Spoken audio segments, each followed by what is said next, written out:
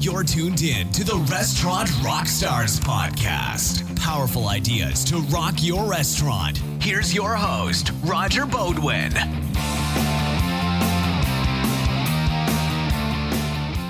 Welcome back, guys, to the Restaurant RockStars Podcast. Roger here.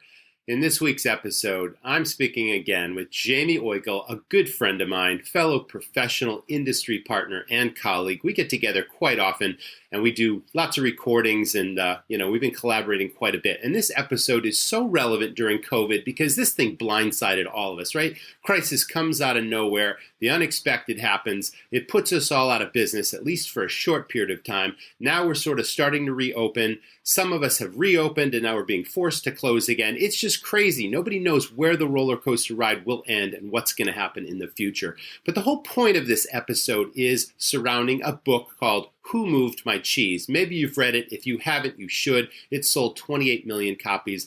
And it's literally all about, business as usual. And when things are good, it's human nature to take it for granted. Profits are strong. We have a solid business. Customers are coming in the door. Everything's great. And then all of a sudden, the light switch goes off and it changes. And the whole moral of the story is survival of the fittest.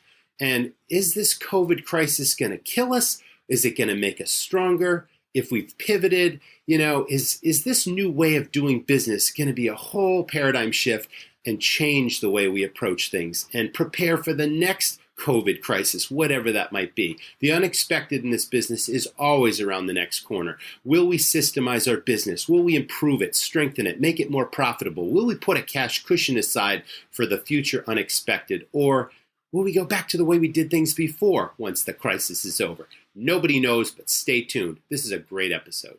Hey folks, Jaime Oikle here from runningrestaurants.com. Let me give a quick kind of story, and I got Roger, my buddy, that's going to join me in the conversation. But just like everyone else, I had questions. I don't know what's going on, answers, and I'm sitting up 12:30 one night recently, and I got the books behind me, and I'm like, let me just read for a little bit, try to get tired, try to get some sleep, because I couldn't sleep. And so I turn around, and there's a bunch of titles here, and needless to say, I ended up grabbing this book because I was like, when I read the title, Who Moved My Cheese? I was like, oh man, I remember that book. And like the title, Who Moved My Cheese? I mean, that's like something big just happened, right? So Roger, you remember this book? Have you seen this book at all? I read it many, many, many years ago, and I remember enjoying it very much and having a basic idea of the story, but you'd have to refresh our memory. Yeah, I do. I want to refresh folks. So good news for America is apparently 28 million copies have been sold. So a lot of people have seen this book. Unfortunately, when I read it, I pulled up the author Spencer Johnson has since died, unfortunately, in 2017. And this would have been a great dude for somebody to interview, saying, no one has ever moved a cheese like this on the world. What do you think, man? And he would have an opinion on that I think would be great insight. And the idea here is, the story is there's four beings in a little maze, right? The two of them are mice, and two of them are little tiny humans, or they act like humans. And what's fascinating is they're in a maze, and they go to a place where, oh my God, there's just tons of cheese. And they know that every day they can go back to that same spot and they're going to be taken care of. They don't have to run through the maze anymore. They don't have to panic. They know their family's taken care of. Everyone's going to eat every day. Simple. They love it. Weeks and weeks and weeks, and goes on. And they just plan, hey, it's always going to be like this. Never going to change. And they make their plans. Boom. One day, no more cheese. Completely gone. And they start panicking. Meanwhile, the other two characters are mice. And what do mice do? They just react. So there's no cheese, and they go, no cheese, boom. They go back into the maze, and they go looking for the next opportunity. And some people do act like that, right? Oh, my situation changed, boom, I go off to the next thing. But the human type characters in this little maze are like, whoa, I need my cheese. I planned on the cheese. I always had the cheese. It's always been here. It was always going to be here. I plan to retire with the cheese. And so it's going to come back. Listen, the two characters are hem and haw. Right? So you can see where this is going, right? Hem and haw, what to do about our life, right? And so they are like, don't worry. We'll go back home. We'll come back tomorrow. It's going to be here. Of course, it's not there the next day. We'll come back. It's going to be there. It's not there. And this goes on and on and on. And finally, of course, they're getting weak and they haven't eaten in days now. So Haw eventually decides to go off in the maze. I got to take a chance. I remember what it's like to explore, to try new things. I'm going to do it. And the other guy says, no, everything's going to be fine. That dude stays put, hems himself in, right? Never moves past what was happening in the past. Anyway, to make a long story short, Hog goes out in the maze, struggles, finds a little bit here, finds a little bit there, has a little bit of success. Eventually, after a lot of struggle, finds the new mega cheese load, which is bigger than the other one, better.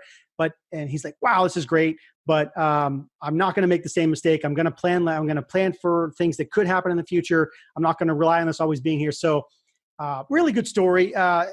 Quick takeaways from that, Raj. What do you think? Learned his lesson, right? It's like complacency in the restaurant business. Nobody can see around corners, but we think, oh, we've been in this business for a couple of years. Yeah, it might be seasonal here and there, but essentially I can count on it being this much business at this time of the year and that much business. And no one ever expected that business would come to a standstill. And we are like the humans in the maze where suddenly a lot of us are dead in the water saying, what do I do next? I've been doing the same thing for 10 years and all of a sudden I got a big brick wall in front of me. And some of us know how to pivot, or we got an idea on how to pivot. We might even pivot several times, but some of us can't pivot at all, or for a variety of reasons, there's nothing we can do. I fall into that camp. I mean, I have a restaurant now. My state governor shut us down as a sit-down restaurant. We attempted to do the takeout and delivery and curbside pickup mode, but my clientele, the majority of them, right now are seniors and the elderly. I'm in a small little town in Maine, and it's a breakfast and lunch place. And these people are not leaving their houses under any circumstances. And, we tried the grab and go thing and nothing happened. Meanwhile, my employees are standing around. I had to lay everybody off. So our pivot right now is obviously applying for government relief and all these programs out there and hoping for the best that we can reopen. We're also exploring doing the online merchandise sales that some restaurants are pivoting with. We may have an opportunity to do that because we do have a social media following. But yeah, wow. I mean, the mice are smart and the people are like, I've always done it this way. I'm always going to do it this way. What do I do now? And we need to shift that mindset. Yeah, and so folks, to introduce Roger Beaudoin here, he's currently the operator of Restaurant RockStars.com, but also a longtime operator in the state of Maine in ski resort business, and like he said, just recently opened up a restaurant. So this dude has been in the business for years, and what's good is we can talk about his exact experience of operating a current joint and having to deal with the relief funds, having to lay people off, having to have government put things in place from day to day that change. So. I thought the book was interesting. Listen, you can pick this up. I don't know, your library is unfortunately probably closed. Pick it up online. If you got to spend $12 on Kindle, do it. You can read it in an hour. It's going to make your brain go, oh shoot, which character am I? Because I guarantee you cannot be the Hem character who's going to stay and put, because things are not going to go back to the way they were no matter what at this point. So you have to, and everybody, there are people that are exactly doing that. Waiting, assuming it's going to come back. It is not going to come back the way it was before, because it can't. We've seen that a shock to the system, like we just experienced, is put everybody out like a knockout from you pick your favorite fighter. Tyson in my day, this guy just knocked you out, and there's no answer for it. So when we come back, and we want to talk a little bit about that coming back part, you are going to have a different mindset, like completely different mindset. You can't go back to operating a restaurant that was struggling for 5% profit margin, because you can see that in 1 week hiccup, you are done. And so how do you operate to get past that? So we'll talk about that. And I thought this was a good metaphor of the cheese. For sure. And I like to talk about it like that. But so people are pivoting. Roger talked about his first pivot to takeout and delivery. I've been tracking on our website, restaurants doing the same thing in our city and elsewhere. It is a struggle they're fighting. They're not replicating the revenue. They still had to let people go, but they're fighting the good fight. And I hope they keep that on, because we do need those restaurants to do that. In my mind, Roger, let me ask you this question. I do not think, I'm going to pick a number out of thin air, but if there was 1,000 restaurants in my marketplace, March 1st, and let's say March 1st, a year from now, I don't think there's going to be 1,000 restaurants operating. What do you think? Yeah, well, it goes back to that old adage, survival of the fittest. There's so many operators out there. that are super strong. They've got their systems dialed. They follow the lead of the chains, and they realize that they've got to get bulletproof in their business, and they've got to be maximizing their profitability. They got to train their staff to sell. They've got to provide extraordinary experiences, really set themselves apart from the competition. And then there's those operators out there that have lost the passion, or they've been in the business for decades and they thought they were going to get out, and now suddenly they can't get out. Or, they just continue to work in their business instead of on it. And they really don't take inventory, and they don't know their costs and their financials. And they had a profitable business. Maybe it was marginally profitable, but it was adequate for their needs. And now they can't survive anymore. They didn't make enough money to be able to pay a manager or a management team. They were working themselves to death, 6-7 days a week. And now business is gone. And what happens when business comes back, and how do they get back in the game and expect to do what they did before, or even improve the business? These are all the catch-22 questions that you can answer, ask and answer all day. This was the article that I guess it's not worth pulling up the share screen feature. I'll just read the title, and because when I read the title, it scared the crap out of me. Small businesses faced extinction level event. Congress ensures big corporations survive. So let me read that again. Small businesses, which let's think about independent restaurants, face extinction level event. Right. Meanwhile, big corporations, i.e. chains, will probably survive. It's probably pretty accurate. I think there is going to be an extinction level event where not extinction because people will survive, but like when I use that example of numbers, if it's 1,000 independent restaurants, a lot of them are not good. They are going to go the way of the dinosaurs and not be able to come back. The reason I say that is it's going to, well, listen, we don't know the level of the government relief. I'm hopeful that it is substantial enough to cushion the fall, but still it's not going to go back to 100% of people. Extinction level event. What do you think? Well, you're touching on something that it hits me with another question. Yes, small businesses are more vulnerable than big business, but yet headlines recently announced that a major international chain that I would have thought was super, super successful. The restaurants are always packed across the country, and literally they are global in many countries. And now they're announcing that they can't pay the rent on their units. Granted, they're in high upscale shopping malls and all that kind of stuff. But you'd think a company like that would have a war chest to be able to sort of ride out the storm while they're waiting for these government programs. And what does that mean for a chain in addition to what does it mean to mom and pop on Main Street? Same thing. I think this has, broad scope, impact on this see I don't know if the chain you're referring to is Cheesecake Factory, but I did see a headline on them, and same story across the board where they had to furlough. I think I don't have the exact thing in front of me. I'm going to say 41,000 employees, huge number, right? And yes, the same thing is going to apply along the lines. And so, if like them, they can't cover rent and can't get accommodations, how is the little guy going to survive? So, if you follow good financial health for your own family, you're ideally going to have that 6 months of living expenses whirled away, where if something happens, you can get by. And usually that's not so severe. But there's probably no restaurant on the planet that has 6 months war chest of expenses to get by because they are going week by week cash flow. You've done this. Talk about your seasonal operation a little bit in the past because you've dealt with this mentally. You knew you had to jam it out because there was a period of time where you weren't going to make any money. So you knew you had to maximize the time that you were up and running. So kind of talk with that mindset and kind of spin it to where you are today and what you might learn from that moving forward. What do you think? Well, you could go back 25 years in time when I started my first restaurant, and I didn't intend to be a seasonal restaurant. Granted, we were in a ski resort community, but it did have golf courses in the summer and that sort of thing. And I had to learn so much about this business when I first got into it, but we had a booming winter season when the skiers were there and made money literally right out of the gate because we focused on differentiating what we offered, and we had a sophisticated offering, and we had amazing customer service, and we dialed in our profitability, and I put all these systems in place almost right off the bat. And then, you go into what is called mud season where, okay, the snow is melting and the sidewalks kind of roll up for a couple of weeks until spring kind of kicks in. And now the traffic comes back and people are thinking about playing golf. So we reopened the restaurant and literally nothing happened, crickets, and we probably opened for 6 or 7 weeks and we lost the entire money or profit that we made all winter.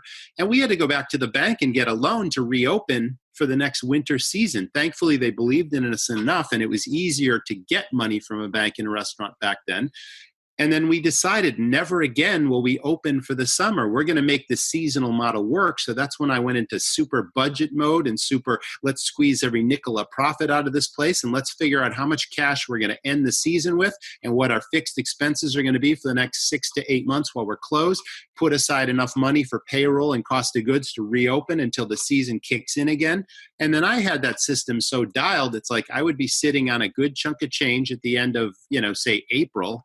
And I would have plenty to last me all summer and have plenty to open up with again. And literally we built our cash reserves year after year after year. And I anticipated bad seasons where it didn't snow very much or it rained a lot. And some seasons were better than others, but we improved the business every single year. We grew the business. We created affinity with our customers so that the customer base was expanding. And we literally built an iconic restaurant that grew to $1.3 million in sales in just a 4-month period. And then we'd shut it down. And I sold that business 5 years ago, but that was my mindset in opening this new place. The only track record or history I had was the prior owner's financials and tax returns that showed, okay, in this month I did this much revenue and this much revenue. Our costs were going to be different than their costs, of course. And I had to figure all that in. And then we spent a ton of money on improvements because this place needed a lot of fix-up. There was a lot of deferred maintenance. And then our eye-opener was, wow, we just closed the kitchen about 5 weeks ago to do a major kitchen renovation because Maine was isolated from COVID-19. No cases were in Maine yet. And I thought, oh, business as usual. We'll open up for the weekend. I was expecting to do what our typical Saturday and Sunday business was, which was a nice amount of business. And all of a sudden we reopened from this kitchen renovation and it's 70% down both days. And it's like, wow, that's a slap in the face. We attempted to pivot and do that grab and go and curbside pickup model.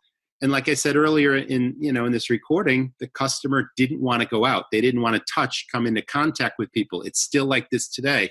And restaurants are struggling with that model. And a lot of them don't know what their daily break even is or what it even costs them to try to serve the customer today. And they're losing even more money doing the grab and go than they would if they just shut the place down. So these are all critical decisions to make. One of the things that... Yeah, I want to come back to a few things you said there, man. But one of the keywords I wrote down a minute ago was anticipate, anticipating back to the cheese stuff, right? No one anticipated any change because where we were right now, man, system was flush with cash, bull market, the stock market was at the high. Everybody felt great. Spending money. It was easy, right? It's one of those called easy money phase, right? It was just very easy to operate. People are making money hand over fist in a lot of situations. So you're not anticipating change. Boom, change comes. I would argue it's not going to come back the way it was, never be the same. But what that means, to your point, is you need to know those numbers better than ever before. And so right now is a chance to go back into those spreadsheets, back into those reports, and find out what was going on. You recently put out an article that talked about getting your house in order, and that gently touches on this stuff. And I think we'll probably look to deliver a full-blown resource on that for operators, how to do that. But if you were to give a quick 60-second, 2-minute overview on how to think about getting your house in order in the short term, even though we have no idea what that date to reopen is, what would you say folks need to look at right now, assuming they can just kind of get some quiet time and dig into their stuff? Well, there's 3 things that I think will have the greatest impact on their future success or their survivability in the short term. And that's knowing your prime costs. And there are so many restaurants out there that either are intimidated by the process, they don't know where to begin, or it's such an onerous, or they think it's such an onerous process that they don't even go there. And as long as they see their bank account growing a little bit, they think they're doing okay, but they have absolutely no idea what their food cost is, their labor cost is. And combined food, beverage, and labor costs are your prime costs. And if they take inventory at all, it's simply just to take a look on the shelves to see what I need to order this week, not what's the value of my goods on hand, what was my cost of goods last week and the week before that, and is there consistency there? Are my costs high? Are my costs in range? Am I happy with it? Am I making as much money as I could be making? And you wouldn't know that unless you calculated those numbers. The daily break even would be number 2.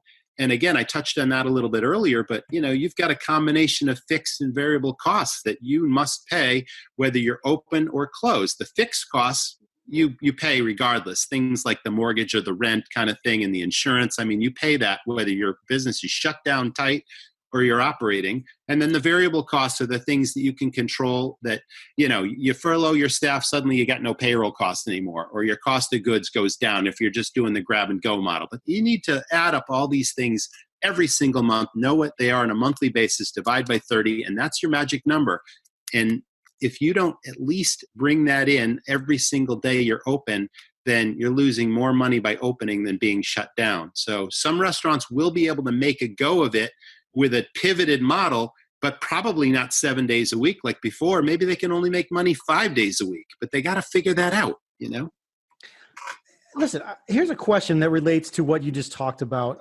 When you talk about the pivot, right now, people have made a pivot to takeout and delivery. And in doing so, I hope they've done this. They've made their menu simpler. They focus on stuff that hopefully is very profitable.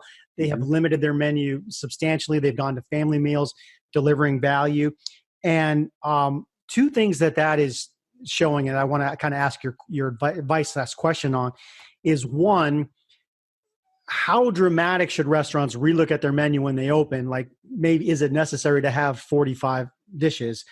And 2, obviously fine dining where is fine dining today?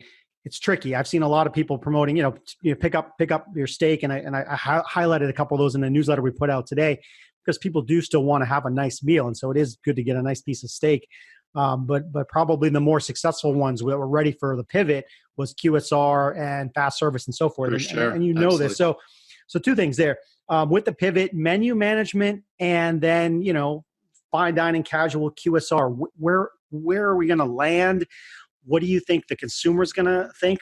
What do you got? I'm really glad you brought that up. It's really, the term I use is menu engineering. And you need to do this twice. If we didn't have this crisis right now, let's start there. There are so many restaurants out there that have never costed out their menus and have absolutely no idea what the profit is that each plate contributes, or what it costs to serve that plate to the customer, whether it's an appetizer, an entree, a burger, a sandwich, a salad, a dessert. So many restaurants have never gone through that process, and they are willy-nilly on assigning a price to it. And what I find out is their profits are all over the map.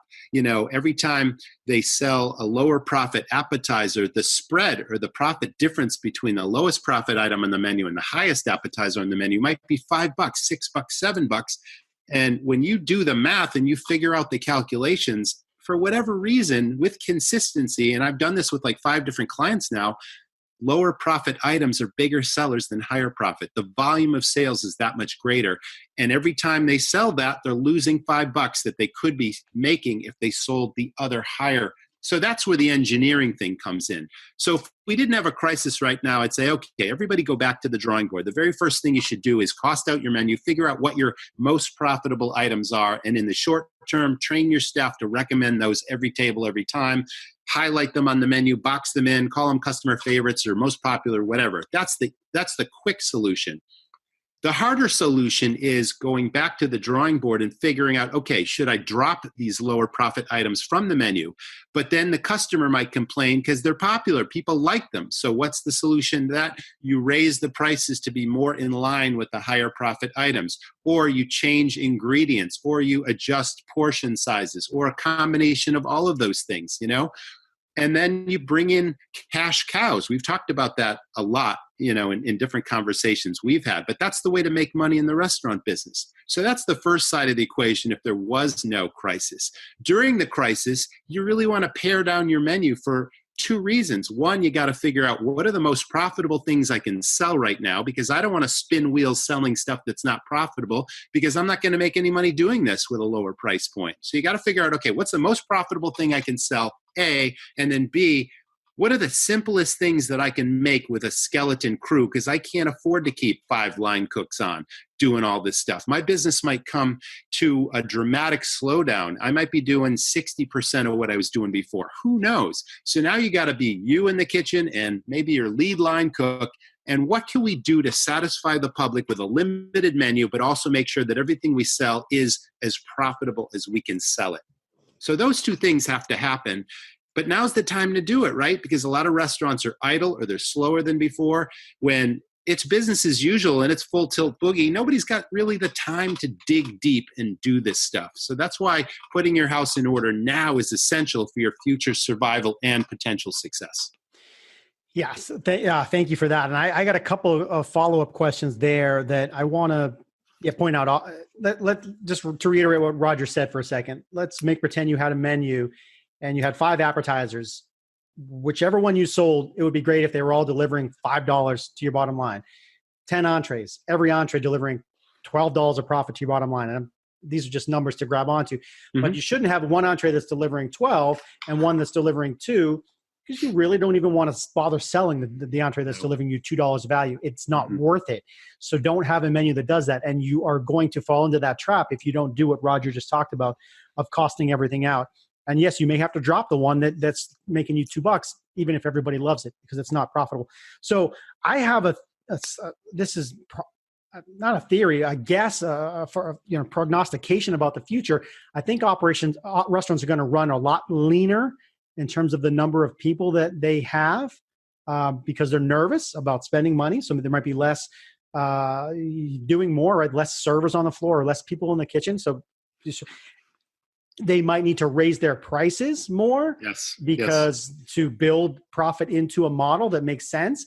And we as consumers may have to figure out that it should cost more to go out to dinner and accept that or not. But restaurants maybe shouldn't exist if they can't be profitable. I think that's a fair statement. And I really see technology in different ways coming in to help with some of these solutions to make the operations more profitable. And I'm not saying there's going to be robots taking your orders anytime soon, but, and I don't want to displace any staff, but at the end of the day, you're going to see whether it's technology helping with your accounting and maybe that saves you some money, or it's a kiosk that's taking your order that is faster and efficient and not creating a payroll. And maybe from the customer standpoint, me as a customer, I can go in, use the little kiosk thing, and now maybe I don't have to tip. And if I don't have to tip 20%, I could pay the restaurant 15% more. And maybe that's how they make money. So these are just systematic things that may change. Any guesses on what things may change, Raj? Well, we've already seen those kiosks in airports, the self-serve kiosks that virtually eliminates the server taking your order and limiting labor. And now you just got a food runner on the floor. I've been to several airports that have done this, and it kind of takes the human personal touch out of it. But the flip side is it works in an airport because everyone's in a hurry and they're really just trying to get in and get out as fast as they can and get a quality meal and a quality drink. It's not so much about sitting there for an hour and having the server take you through the menu and like have an experience, right? It's efficient. I definitely see that coming. But let me spin it back to what we were just talking about. I'd like to really hammer that home because we're talking about the limited profit that restaurants have. The majority of restaurants, they say you're doing well in this business if you can bring a 10 to 12% net profit. We know there's lots of restaurants in the 8% range. We talked about there being lots of restaurants in the 5% range that just aren't going to survive this thing and come out the other side. And what we were talking about, this menu engineering, I've seen have such a huge impact on that profit number. One of my recent clients, this puts this into perspective because it kind of blows me away. This is the biggest thing that I've done recently, but this client has a busy lunch and dinner place, and there's 81 different menu items across both menus. And I'm talking everything from soups and salads and sandwiches and burgers and entrees and desserts on both of those menus, 81 different items. And yes, they had all that stuff costed out. They just hadn't looked at the data. Their chef costed it out and said, here you go, owner, here's the data and all that kind of stuff, but they weren't using it. I did this complete analysis, and I've got this whole system worked out where I can figure out volume of sales on each individual item, what the spread difference is in each category, and I rank stuff in terms of volume of sales and what profit. The highest profit item in each category contributes X. And then everything in descending order is losing you $2 on this, $4 on that, $6 on that. And then each column is totaled. And here's the kicker. This restaurant over the past 6 months has lost a potential profit of $183,000 on that menu in 6 months alone, $300,000 plus a year, because the lower profit items in every single category are the bigger sellers and are the most popular sellers. And that knocked their socks off. It knocked my socks off. And I'm thinking, okay, this is a busy lunch and dinner place, and not every restaurant, has 150 or 200 seats at that level. But even if you figured out that you just, you could be making an extra 30 or 40 or $50,000 in 6 months, wouldn't that make a huge difference in that profit number for you? If only you did this menu engineering thing. It is so critically important. This is the difference between success or just survival, or, even lasting in this business beyond this crisis. I mean, that just hits me like a ton of bricks. Yeah, dramatic difference. Let's go back to where we are today to reel it back in, and we'll start to close up for people. Unprecedented times, as we know. So a lot of folks are looking at the relief programs that are out there. Right. Again, on our site, runningrestaurants.com. Just yesterday, I updated our relief program page. Man, I wish I had it up right in front of me. But what you'll see there, I'm going to get there in a second. What you'll see there is information about the CARES program, a link to the NRA's description of that. Mm-hmm. What you'll see there is the NRA themselves running a program that is just straight up donations, and that they wish to give people can apply for that to help them with their costs. And that sounds like it's off to a great start in terms of money. There's another initiative looking, Restaurant Workers Relief Program, looking to provide workers with supplies and food and meals and things like that. Very, very admirable. That looks awesome. A bartender emergency assistance program where I saw Miller Lite themselves donated $1 million into that fund where people can ask for. And then the North Carolina people reached out to me. They had a resource for folks, and probably every state is doing the same. And Roger can speak to Maine because he's involved with the Maine board there. So there are relief programs out there. And specifically, I know folks are looking at the payroll one and the CARES one. Roger, you filled out more forms than you care to probably mention in the last week or so. Talk about your experience with relief. What do you think is going to come from it? I've always been of the mindset of get in line early or first, and don't delay or procrastinate this process. In my own experience, yes, the SBA is offering some pretty amazing programs that you have to try to take advantage of. So my first advice would be obviously talk to your lending institution, whether that's a bank, a credit union, or whatnot, because these are the ones that you'll have to work with to qualify for these SBA programs. But again, the SBA announced this relief, the disaster economic injury disaster program, and the bandwidth just immediately evaporated because hundreds of thousands of people were applying for it immediately. They didn't procrastinate. And I myself was on this website for hours and hours, several days in a row. And there was a little sort of meter telling you what your progress was and how much you accomplished versus when you're going to be done. And I only got to like 25% after 6 or 7 hours on this thing. And it literally would slow down to the point where I would answer a question, and then the little thing would spin for like 5 minutes before you'd go on to the next question. You can answer another one. And then you'd wait and wait. And I'm like, are you kidding me? And then the thing went down for maintenance for 2 days because it crashed. And now it's beautiful. They have a new link with a complete streamlined site that literally takes you 15 to 20 minutes max to fill out this if you apply for the disaster relief loan. And then there's a box you can check that immediately within 3 days, will give you a $10,000 grant if you qualify with your small business. And the parameters are not very stringent. I mean, most of our small businesses will fall into this category, and you can get an immediate $10,000 grant that you will not have to pay back if you fit the mold there. So I'm taking advantage of that one. The CARES Act is beautiful because our biggest fear, of course, in my business and most businesses is, okay, I've lost my staff. Are they going to ever come back to me, or are they going to somehow find something else? Will I have to rebuild my team on top of trying to rebuild my business? So this is the most beautiful of all, so that you can pay your people whether your restaurant is closed or not, and you don't have to pay those loans back provided you use the funds to pay your staff as you did before. And then there's a little bit left over. You can pay, mortgage or interest payments and utilities and other fixed costs. That's a great one. I'm applying for that one.